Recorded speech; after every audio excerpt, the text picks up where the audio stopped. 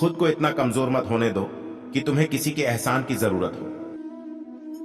एक बार एक वैज्ञानिक ने एक टिड्डे का पकड़ डाला और उसे अपनी आवाज पर छलांग लगाना सिखाया। वैज्ञानिक टिड्डे से कहता, कूदो टिड्डा। उसकी आवाज सुनते ही जोर से छलांग लगा देता।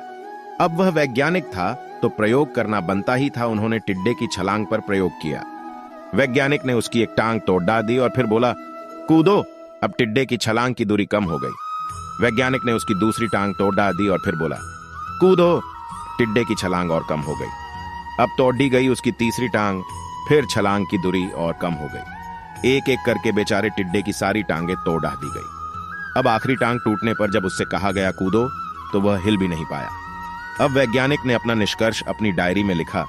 जानते हो उसने क्या लिखा? जब टिड्डे की एक टांग तोड़ी गई तो वह थोड़ा बहरा हो गया।